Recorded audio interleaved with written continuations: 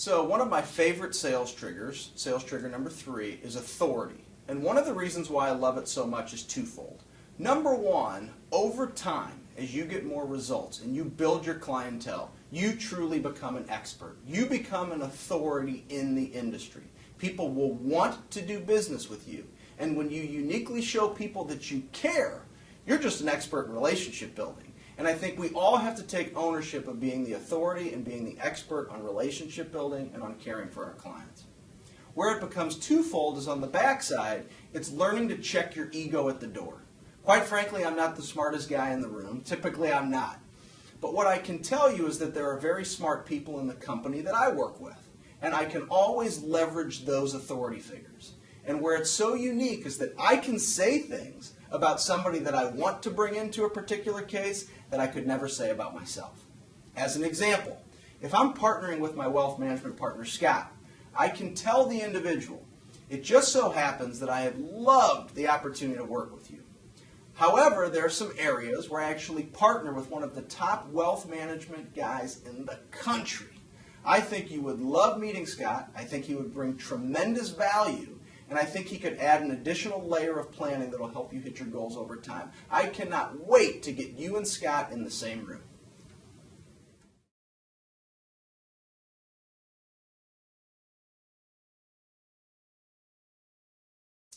So the fourth psychological sales trigger is curiosity. And why I love this psychological sales trigger is because it actually ties into the authority principle, the authority trigger that we talked about. If you remember my example from Scott, I positioned Scott as being this wealth management advisor, one of the best in the country. I can't wait to get you and Scott in the same room. When you use that language, the individual's now thinking to themselves, I have to meet this Scott. They now become curious. What is Scott going to do? What's his differentiator? I've met with other people like him, but I've never had somebody get so excited about introducing me to somebody to talk about money. They're curious about meeting Scott. And the curiosity sales trigger, really, if you take it in its most simple form, is when you're watching TV. You're watching The Biggest Loser. And all of a sudden, you've got somebody who worked their butt off all week long. And all of a sudden they get on that scale, and just as it's about to tell you exactly the amount of weight that they've lost in that week, the TV, the show, automatically skips to commercial. It's the curiosity factor. It's making you stay engaged. You're going to watch all the commercials because you want to know how much weight that person lost.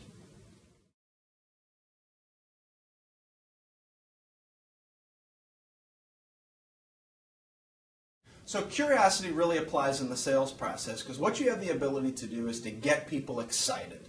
Remember, in those initial collaborative meetings, that's where you're gathering information. You're going to share some of the ways and some of the ideas of how you can help people.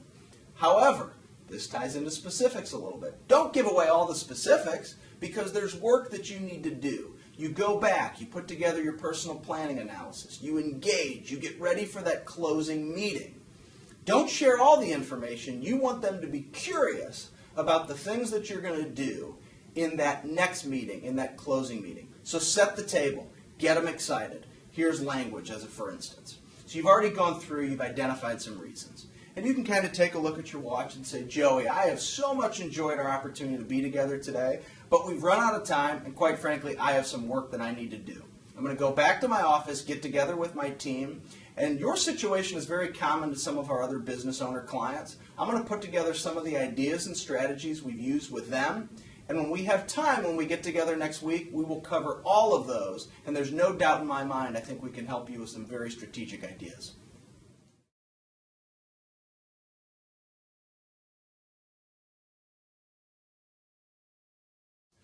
Scarcity, which is psychological sales trigger number 5, is incredibly important in a sales process. I think the easiest example to really build the framework of scarcity is when you go to the grocery store and there's a big sign out in front of the grocery store and it says, seedless grapes on sale for 99 cents a pound until tomorrow.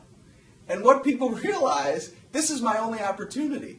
I can only get these grapes today. If I wait until tomorrow, they're no longer 99 cents a pound, they're now $2.99 a pound. If you want to save the $2, you're going to buy today. So oftentimes, let's put it into context of an insurance company. you're going to see an insurance company roll out programs that will only last a certain period of time. They may say for the next 6 months there's going to be limited underwriting for the top tier classification of people who have gotten policies in the last 2 years. After that 6-month period of time, we're back to regular underwriting.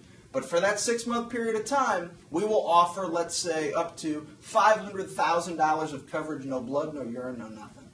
So what you've done is the company has created a framework, or they've implemented this scarcity trigger to help people make a decision because they only have so much time.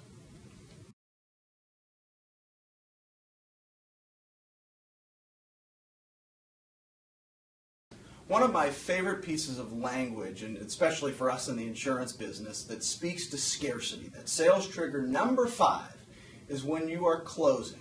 One of the things about insurance, it's all based upon insurability. It's age, it's health sensitive. We don't even know if we can get somebody coverage. So where you implement the scarcity factor is to use the language and explaining to somebody, at this point in time, I don't even know if I can get this coverage for you. There's blood, there's urine, there's an examination, there's some medical questions.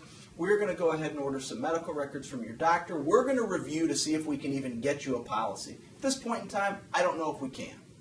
For you during that period of time, that's for you to perform your due diligence as well. See if you feel it makes sense for us to work together. But most importantly, I think what we need to do is go ahead and apply and see if we can even get you the coverage. The reason why this speaks to the scarcity factor is because it's a true statement. We don't even know if we can get it. And when somebody doesn't know if they can get something, they're typically going to want it more.